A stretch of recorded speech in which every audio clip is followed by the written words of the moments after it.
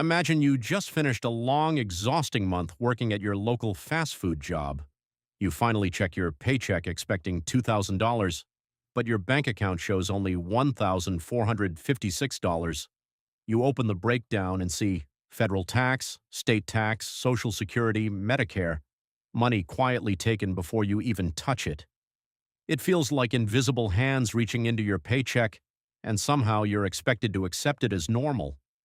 But here's the truth. Taxes are the price of living in a functioning society. That money builds roads, funds schools, supports healthcare, keeps food places safe, and powers public systems most people take for granted. There are different kinds of taxes. Income tax, on what you earn, sales tax, on what you buy, capital gains tax, on investment profits. Almost everyone also pays Social Security and Medicare taxes. Social Security is like forced retirement savings you get back later in life. Medicare helps fund health care for the elderly and those with serious health conditions. Then comes filing taxes, the confusing part. Even though governments already know what you owe, they still make you calculate it yourself. If you get it wrong, there can be consequences. If you ignore it completely, things can get serious fast. People pay taxes in different ways, monthly, yearly, or sometimes not at all, which usually doesn't end well. Despite all the frustration, countries with higher taxes often provide better public services and higher living standards. Now imagine walking into a bank, depositing your money, and thinking it's sitting safely in a vault somewhere like a treasure chest. In reality, that money is already moving. Banks don't just store money, they circulate it. They act as middlemen between savers and borrowers. When you deposit money, the bank keeps only a small fraction and lends the rest to others, for things like homes, cars, or businesses. This system is called fractional reserve banking. It works because not everyone withdraws their money at the same time, but history has shown what happens when they do, like during financial crises when panic causes bank runs and systems nearly collapse. Banks make profit by lending your money at higher interest rates than what they pay you. To encourage deposits, they offer convenience, security, and small interest returns. In many places, deposits are also insured up to a certain limit, meaning your money is protected even if the bank fails. Interest. Let's say you borrow $1,000 and end up paying back $1,280.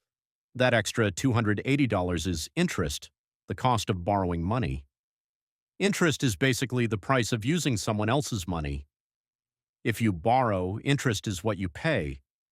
If you save or invest, interest is what you earn. There are two types: simple interest, fixed and predictable; compound interest, interest that earns more interest over time. Compound interest is powerful. It can turn small debts into big problems, or small investments into huge wealth. For example, credit card debt can snowball fast if ignored, but investing money at steady returns over time can multiply wealth dramatically. This is why interest can either work for you or against you. Inflation. Ever bought something and later realized the price went up while the quantity went down?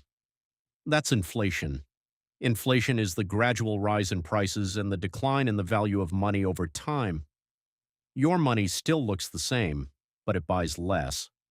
It happens when too much money is chasing too few goods. Supply chains become expensive or disrupted.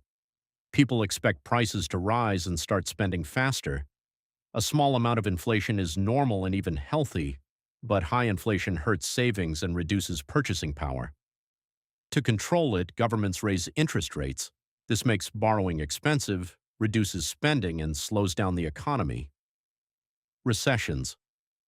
A recession happens when the economy shrinks for at least 6 months. Life during a recession feels unstable, jobs disappear, businesses cut costs, and people focus only on essentials. Common causes include high interest rates, global crises like wars or pandemics, normal economic cycles of boom and bust. Think of the economy like a party. Everyone's enjoying themselves during the boom. Until reality hits, spending slows, and things cool down. Recessions are painful, but they are temporary resets. Governments respond with policies like lowering interest rates or injecting money into the economy to restart growth. Eventually, the cycle begins again. Credit scores. A credit score is a three-digit number that decides how trustworthy you are with money. It determines whether you can get loans, buy a house or car, or pay extremely high interest rates. It's based on payment history, credit usage, credit